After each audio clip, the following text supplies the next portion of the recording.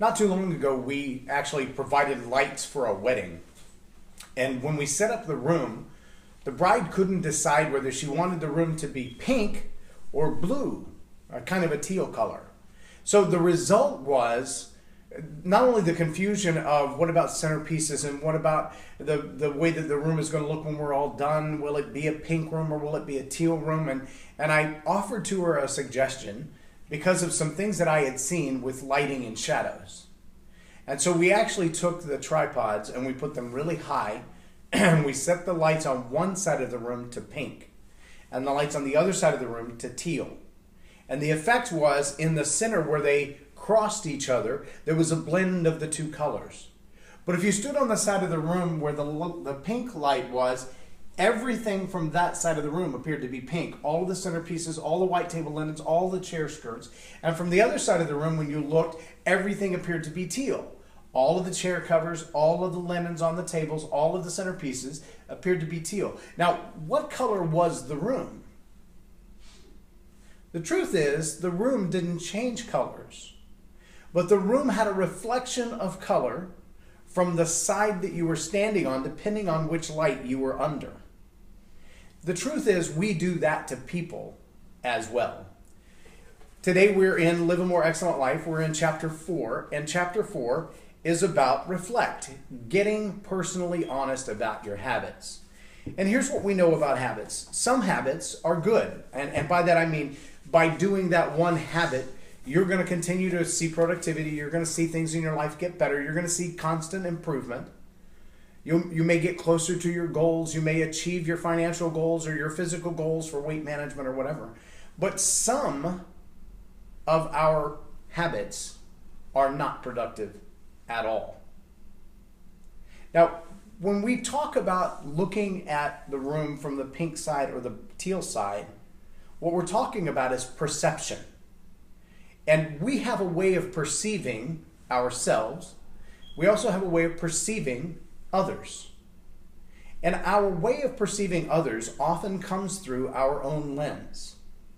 The pink lighted side of the room does not change the reality of the room, but the reality of your perception is that everything in that room is pink. Imagine the silliness, though, if we turned off those lights and turned on the house lights and everything appeared white again. How silly it would seem for someone on this side of the room to argue with someone on this side of the room. No, it's pink. No, it's teal. No, it's pink. No, it's teal.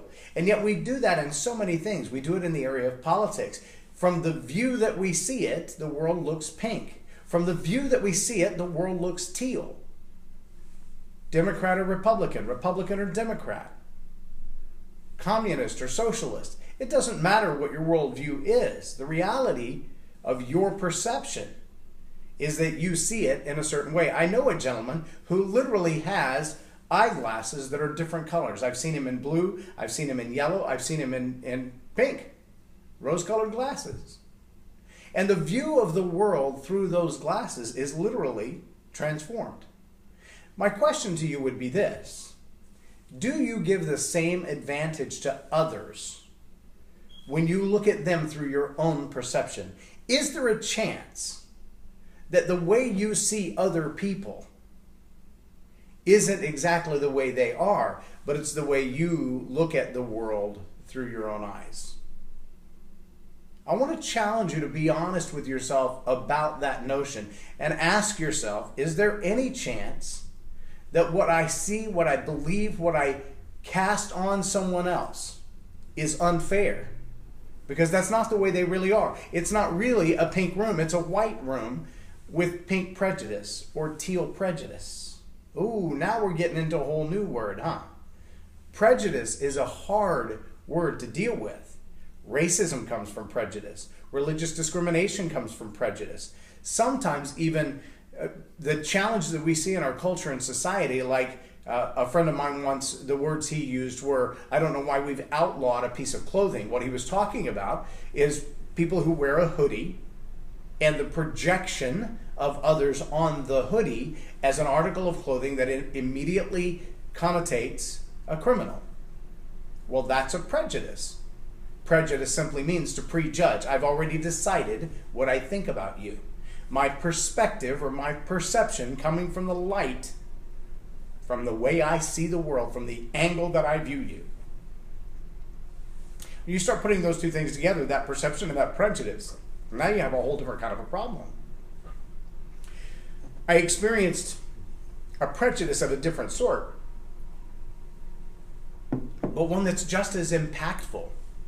When my wife and I had been married about 2 weeks, and I got a call from my mother at work, and I'm in the middle of serving my customers, and my mom calls me on the phone, and I'm thinking, I don't think my mom has ever called me at work. And that was kind of shocking to me. And the minute I answered and we finished the pleasantries, she just exploded with anger and rage. I can't believe you married such a stuck-up beep, and just went off. If that woman doesn't think she has to talk to me, she thinks she's too good for me, she thinks she's going to keep me away from my grandchildren, she's got another thing coming, and just tore into my brand new bride. When my mom finished and stopped to take a breath, I said, hang on, what's the problem? She said, I called her and that woman wouldn't say 5 words to me on the phone. And I said, welcome to my world. But this is the same woman, my wife, who would call me at work, knowing that I'm working on customers. No exaggeration. I would stand there with the phone to my head for 2 or 3 minutes saying nothing, and her saying nothing. A customer would come in the door. I would lay the phone down, serve my customer, or 2, or 5, and go back to the phone, and she's still there. She's not bored with the conversation. In her experience, that is a conversation. Now, we've been married over 22 years now, and people still ask me, how do you make her talk? Well, you can't. She doesn't like to talk. She'll teach, she'll have a quiet conversation one-on-one, but you're not going to get her to talk in a crowd, and you're certainly not going to get her to talk to a stranger. From time to time, someone will start a conversation with her, and it sparks her interest, and she'll have a conversation with her, and I stand there with my mouth open, but how'd you get her to talk? Well, we have our own conversations, but her way of dealing with other people is not the same expectation that my mother had. My mother's a lot more like me. We talk a lot. And to anybody. I mean, anybody. I talk to people who don't expect me to talk to them. I talk to people that it's obvious they get a little nervous because I'm talking to them. I talk to people who are absolute random strangers standing in line at the grocery store or the coffee shop. I have no problem with that because I've seen my mother do it all of my life. But now I'm married to a woman who doesn't act that way. And so my mother's prejudice toward my wife came because my mother expected her to talk. I thought she was going to be like this. Now here's what happens when we have a prejudice. Our perception shines on someone and we expect them to behave in a certain way, good or bad. We expect them to be pleasant and have a conversation with us, or we expect because they're wearing a hoodie or have a certain color of skin or live in a certain part of town or drive a certain type of car that they're going to act in a certain way. Now, don't think that prejudice is always a negative connotation in so much as we think they're going to do something bad. It may simply be that our negative perceptions and our expectations put on them an expectation that's absolutely unrealistic. Let me give you an example. Perhaps you see a wealthy person driving a very nice car, wearing a very nice suit, and walking into a very fine restaurant. There are a lot of people whose immediate prejudice thinks of that person and thinks, well, I wonder who they ripped off. I wonder how much money they stolen for their company. I wonder how they got all that money. And their perception of wealthy people, their perception of someone who has more than they have, is already negative. Now, has that person done anything wrong or bad? Who knows?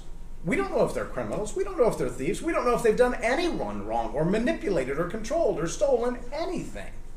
But we do know that because of our own prejudice, our own perception, the pink or the teal light, the way we look at the world, that we've already cast them into another light. Let me throw all those things together and throw at you a movie studio or a film studio or a television studio type of analogy. There's a reality called casting a bad light.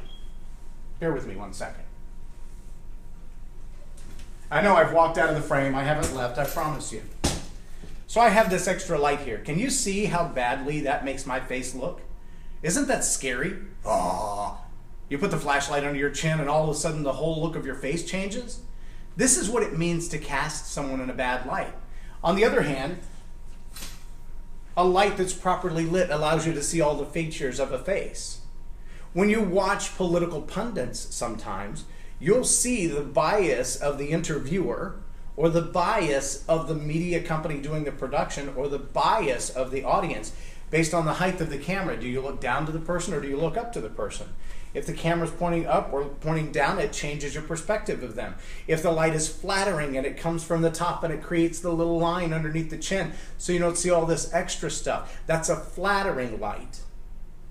When you hear someone say the phrase, cast them in the best light, it's an old phrase that goes back to movie studios, film studios, television studios, about the idea of whether the light is flattering on your target or your subject. But we do the same thing inside our minds. We look at someone with a negative light, with a negative connotation, with a bad impression toward them, regardless of their current behavior. They may have done nothing to deserve the way that you're treating them. But because of your experiences in the past, because of the things you've been through in the past, you see the world a certain way. Everything in the world looks to you pink or teal. And so you have a prejudice toward people who drive that kind of car, wear that kind of clothing, live on that side of town, talk with that kind of dialect, have that kind of language. I honestly believed for a long time that racism only lived in America and that racism and prejudice was only between white people and people of color. Until I began to travel abroad. And I can tell you in every country that I've been in, there are people who are discriminated against, and the silliest things may be what they're discriminated against for. Recently, I was in the Congo, and I remember a young man telling me there that when the Belgians came in and trained culture into the Congolese people, there was a discriminating factor as to whether or not you knew how to, you ready for this? How to eat with a fork. If you would pick your food off the plate with your fingers, the Belgians would consider you uncouth and unworthy to be in civil society. You had to eat in a different room. You had to sit in a different part of the building. Not because of the color of your skin. Not because of the way you spoke. Not because of the way you treated people. But the decision or habit of whether you ate with a fork or ate with your fingers. That and that alone was enough for a prejudice, perception, and discrimination as a result. Now, I'm going to throw this at you because it's the real stuff we've got to get to if you want to live a more excellent life. I'm going to tell you right now that one of the biggest challenges for people who fail in life is not their effort. It's not other people holding them down. It's the fact that they view the world in a way that everybody around them is against them. They truly believe. They hold the perspective. They hold the prejudice that life is not fair and they'll never succeed because everyone else is taking advantage of them. And when you believe that, you give away your own power to succeed in life. I want you to hear that really, really clear. When you firmly believe and act as if it's true, you make it true that everyone else in the world controls your life, that you have no power, you cannot gain wealth, you cannot get a new job, you cannot lose weight, you cannot buy a new car, and you will blame anything from your credit report to your next door neighbor. Blame shifting is a habit. Stop it. Take personal responsibility for your failures in life, and you will also have the value of taking credit for your successes. We all need some small goals to win. We all need to accomplish something so we can look back and go, yes, I won that.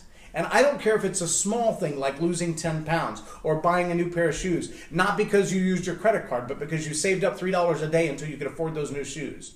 I don't care how insignificant that win seems to somebody else. When you can show yourself that you have changed your perceptions, changed your prejudice, and taken action on that, you will feel a victory that no one can steal from you. You'll also find that the habit of prejudice and the habit of perceptions that are unfair, unclear, or wrong. See, my mom had an expectation for my wife because she was predisposed or prejudging or prejudiced toward those who are quiet. My mom always perceived people who didn't talk to her as stuck up. So she took that color perspective, that pink perspective, and she prejudicedly judged my wife. She laid that over my wife, and she went, well, if she's not going to talk to me, then it must be because she's stuck up, and because she thinks she's better than me, and that must be because she came from money, which means I'm never going to see my grandkids because they think they're better than me. Now, all of that was not true.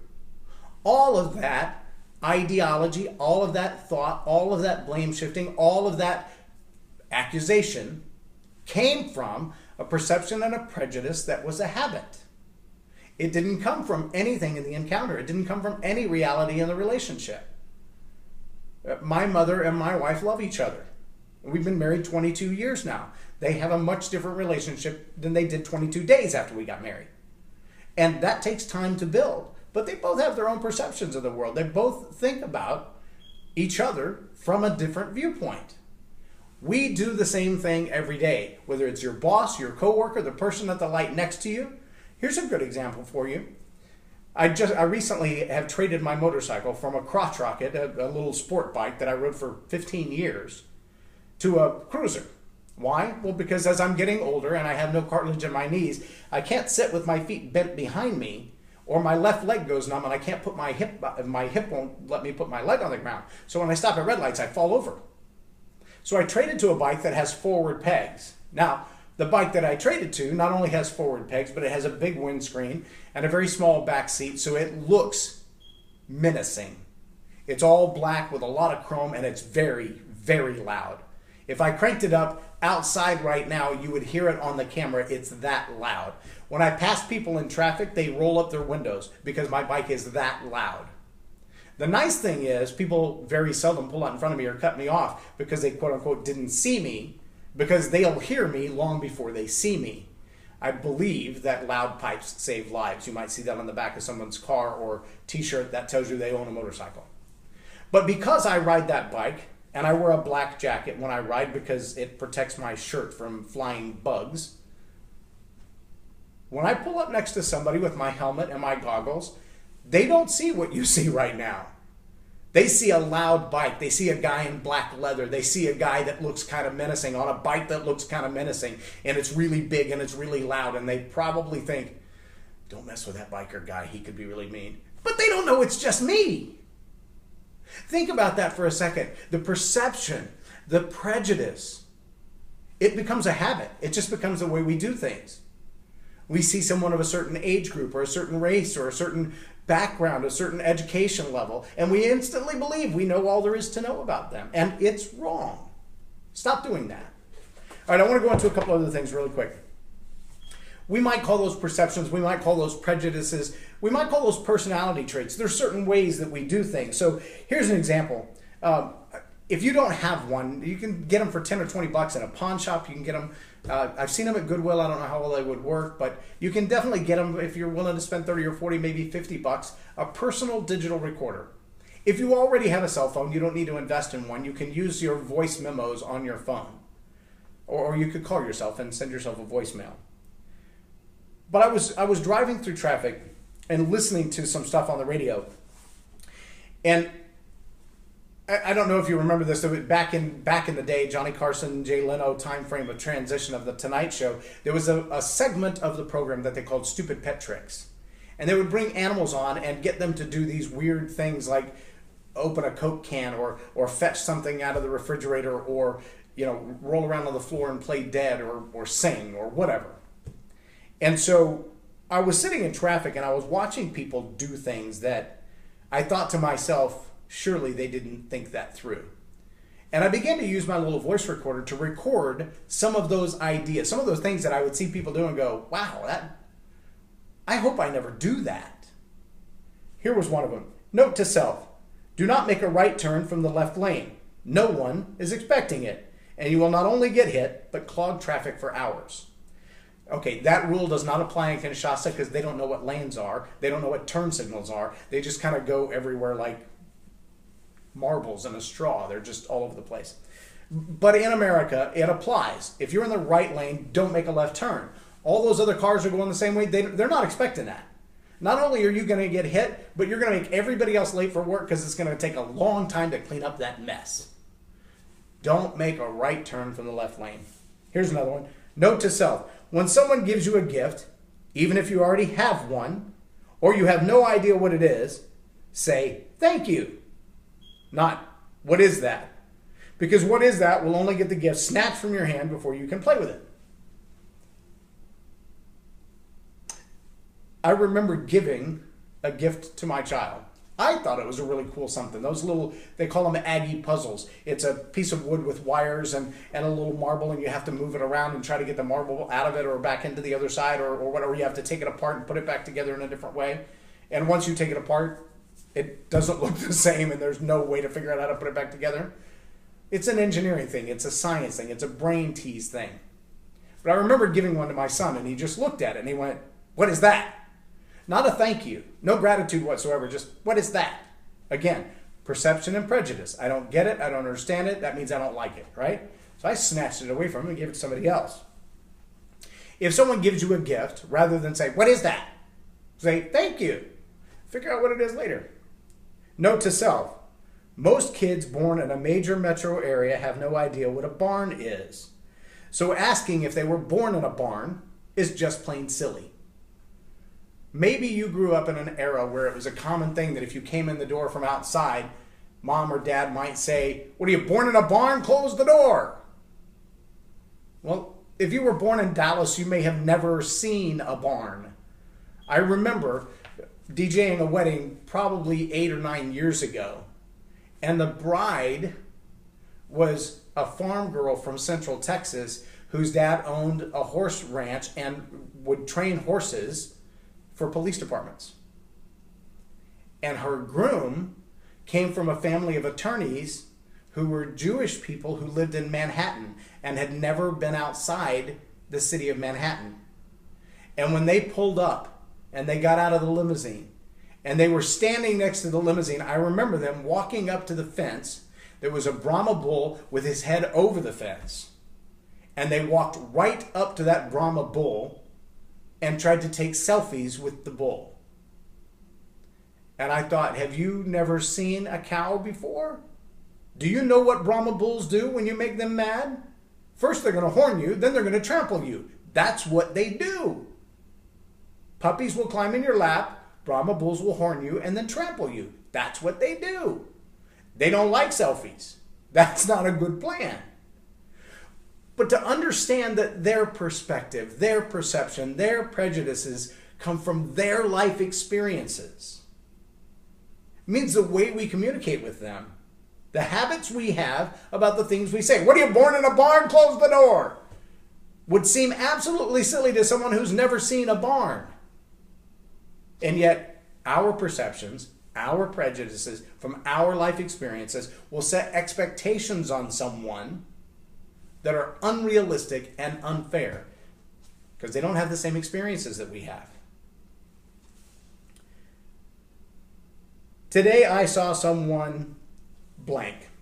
So perhaps you witnessed a random act of kindness or you would like to duplicate it. Maybe you met someone who made you feel special by the choice of words or gestures when they talk to you. Or I want you to simply make a habit to truly observe other people for at least a week and make note of the traits that you admire in other people. Now, here's one of the things that I really want you to be aware of.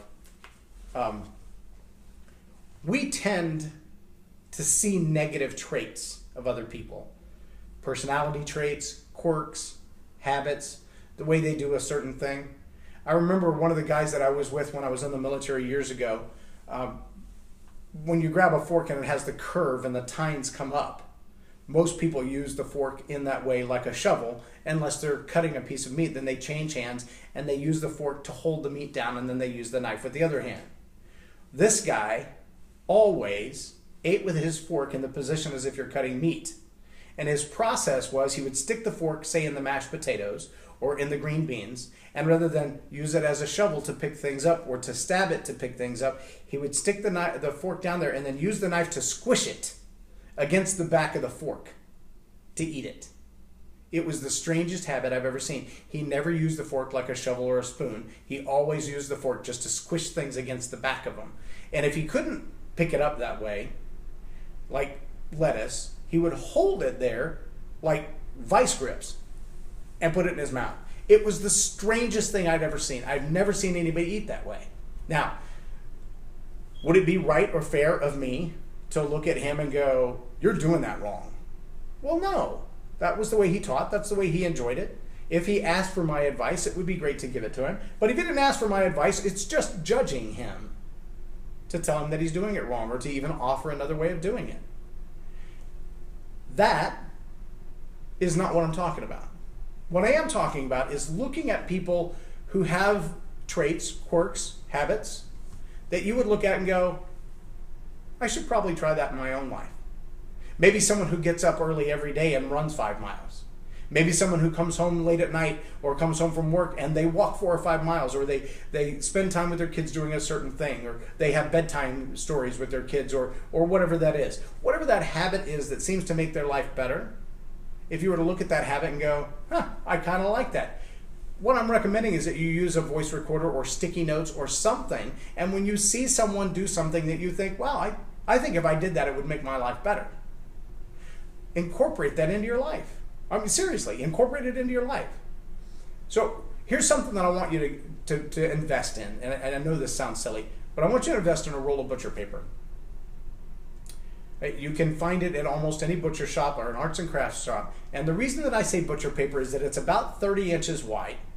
And if you'll take that butcher paper, put the roll on the floor at the edge of a wall where there's not a lot of traffic, maybe in the hallway or in your bedroom. Take the other end of that and just get 2 little pieces of blue tape like you put on the wall when you're painting, and pull that up as high as you can reach and stick it to the wall. Now you've got a very long list.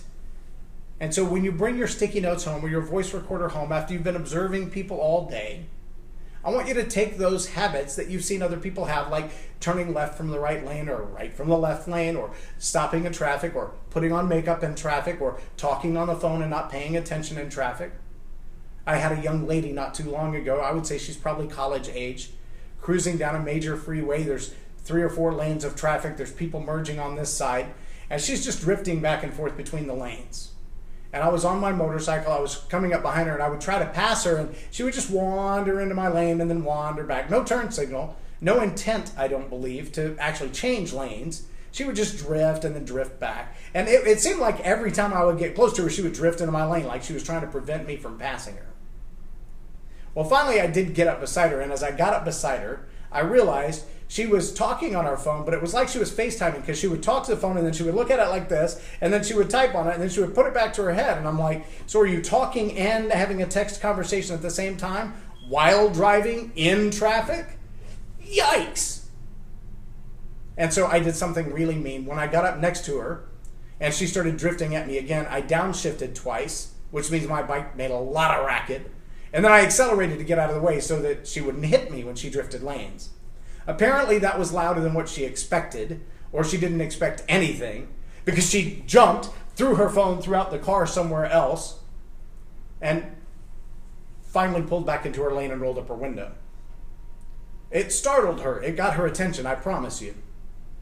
My point is, she probably, prejudice, experience, probably has a habit of texting and talking while driving. I don't know if that experience will change that habit for her, but I will make note, don't text, talk, and drive at the same time. All 3 are dangerous. If you have a habit of texting, talking, and driving, I can't do that on my motorcycle. I have to have both hands to text, and I have to have both hands to drive. So my phone stays in a bag on my dash. If you ever text me or call me while I'm driving, don't expect a response. It ain't coming. Not till I stop. The habits that you see other people have, though, I want you to make note of those. Put them on a sticky note. Eventually, I want you to transfer them to this butcher paper. But here's how we're going to transfer them to the butcher paper. You're going to have 3 columns. You're going to have those habits that are productive.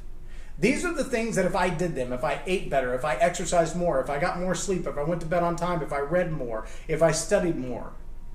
These are the habits that if I did these things, my life would actually improve. The quality of my life would get better. My opportunities in life would expand. My relationships with other people would be more courteous and more kind and more loving, more powerful, more impactful, more influential.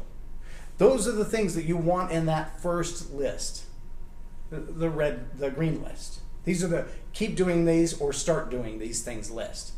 Next, there's going to be the unproductive list.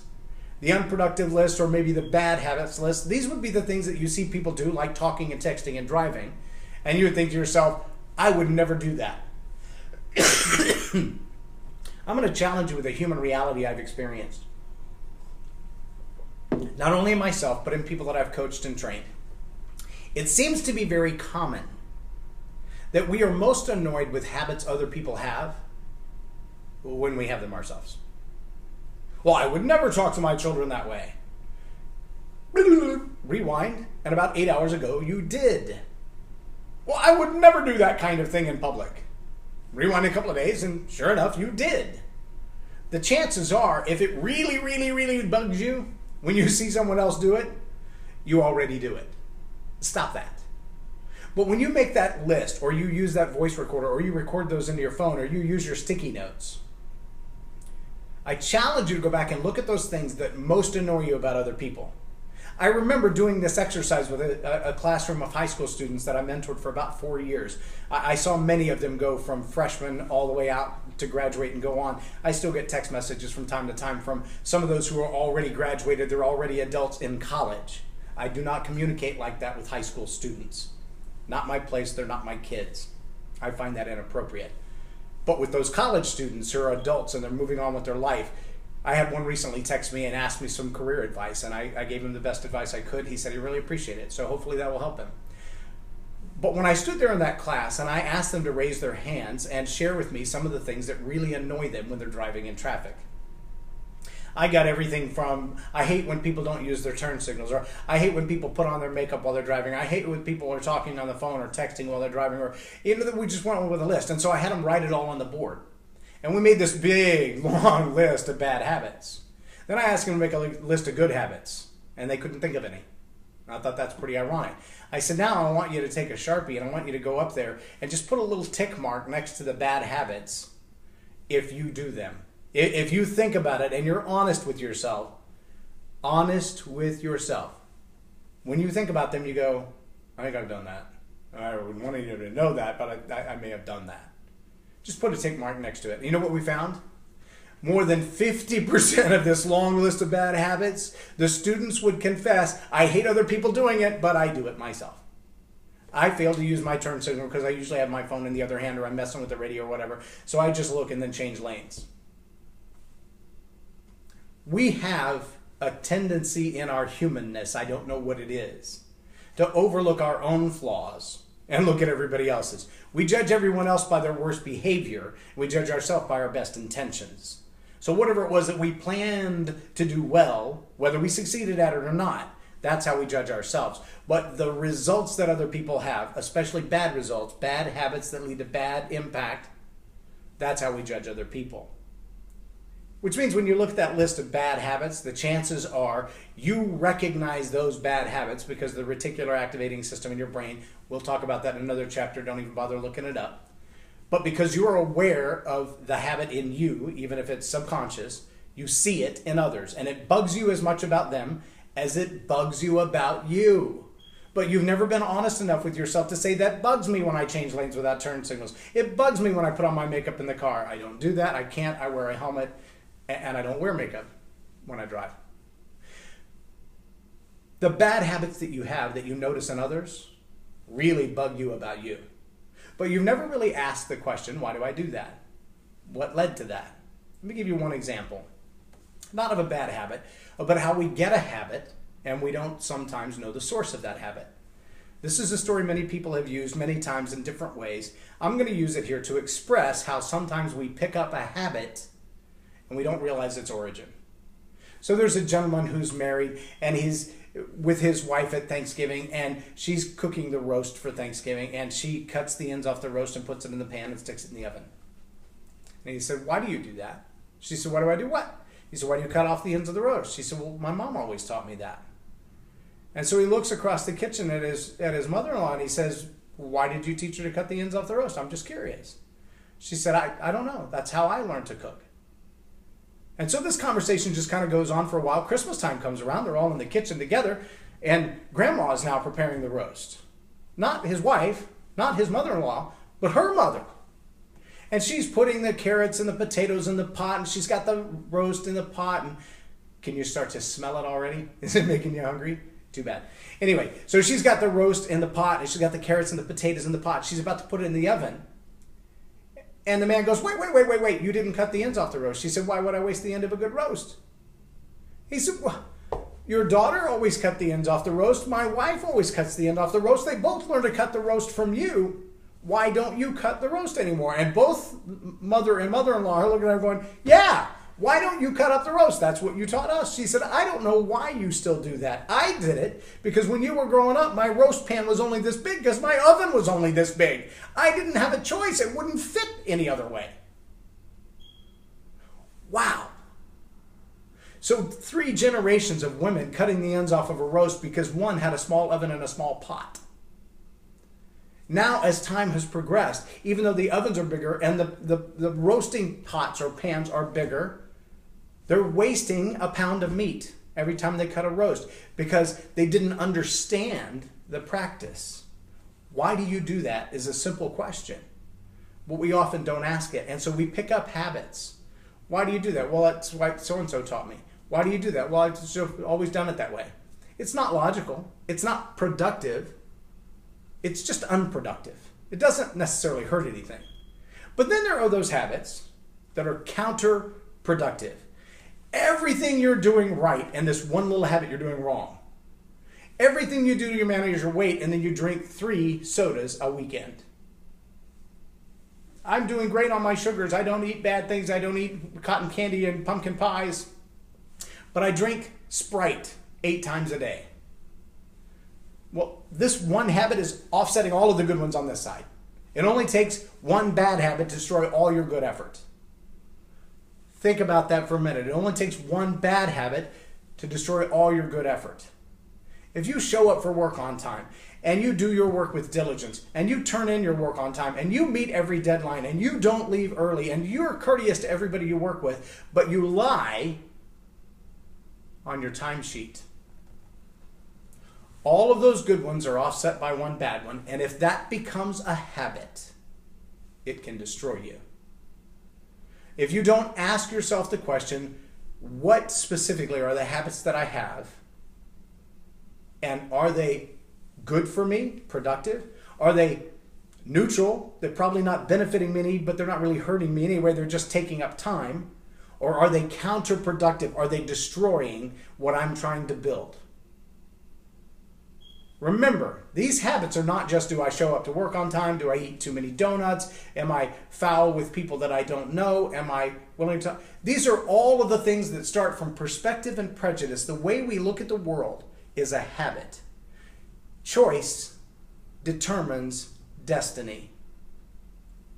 I cannot say that clearly enough. Your ability to be happy is dependent on no one on earth but you. Get that. If you want to live a more excellent life, you have to understand happiness is a habit. It's a choice. You've got to choose to be happy. No matter what the circumstances, you've got to choose to be happy when your life is a train wreck. You've got to choose to be happy when your life is a disaster, when no one else cares about you, when you've got nothing in the bank and nothing in your pocket and nothing coming. Choose to be happy. No one can make you happy. No one.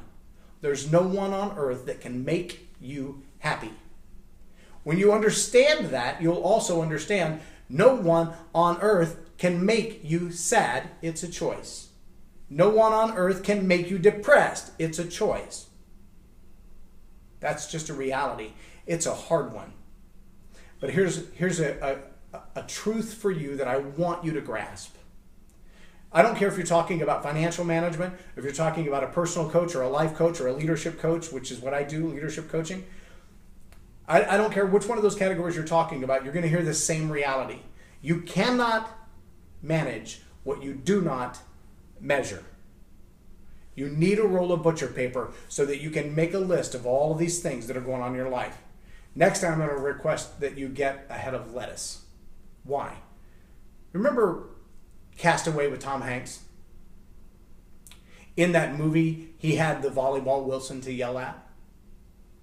Sometimes you're going to find yourself in a place where screaming about this bad habit and all the things that it's done in your life is absolutely essential to your mental survival. But screaming about it to someone else is not only not productive, it's counterproductive, it's destructive. You can hurt and wound other people when you let your frustration and your anger come out of your mouth on their life. Don't do that. Spare them.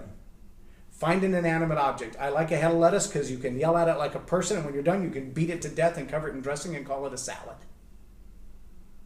And volleyballs are about 15 bucks a piece. A head of lettuce is 99 cents. Much better to destroy a 99-cent something that later becomes a meal than a $15 something that you're going to have to replace. That's just good business sense.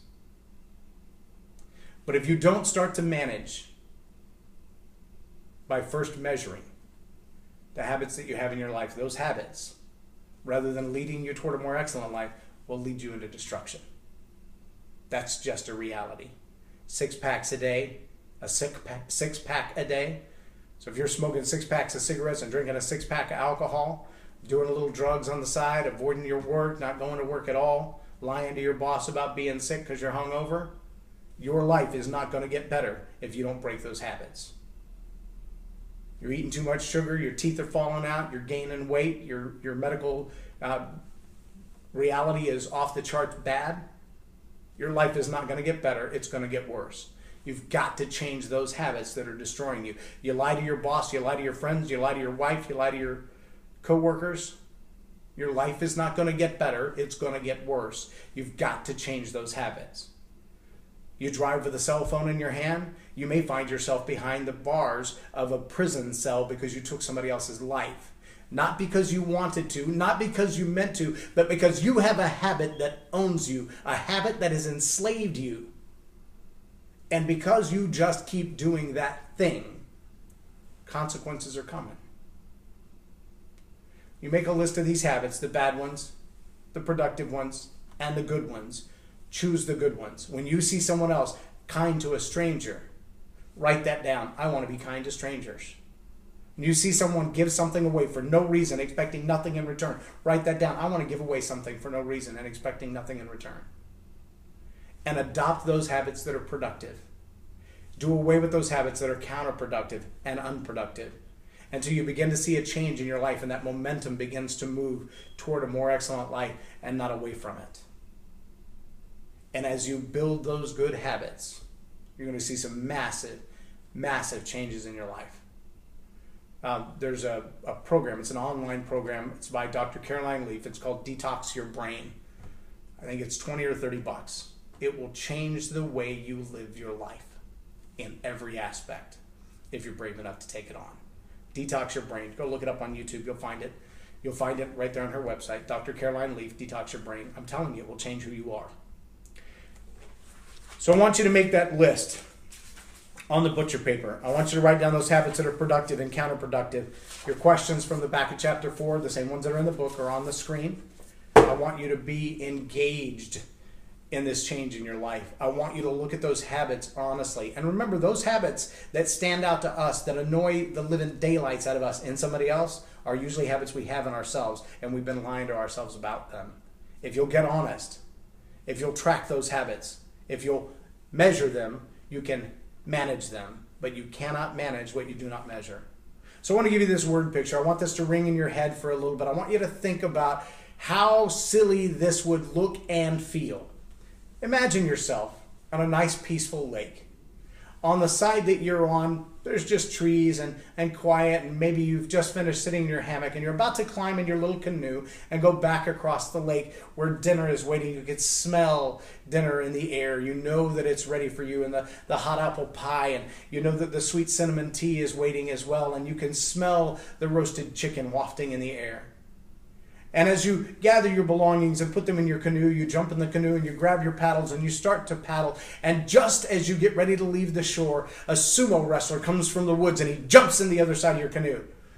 And as he leaps in, the backside of the canoe sinks into the mud of the bank. And your side of the canoe is flying in the air, and you realize, I'm 5 feet above the water, and every time I paddle, I'm not even touching the water, and I'm making no progress at all. Can you see that scene? Do you see yourself flying in the air in the canoe? Do you feel the weight of this sumo wrestler on the other end of your canoe? Can you imagine, even if you got off the bank, how hard will it be to navigate with 3 times more weight on that end than on your end? How hard to paddle that much weight across the water? That sumo wrestler are your bad habits. All of those things that you're doing in life that are in that list of things that you see in other people and it drives you crazy.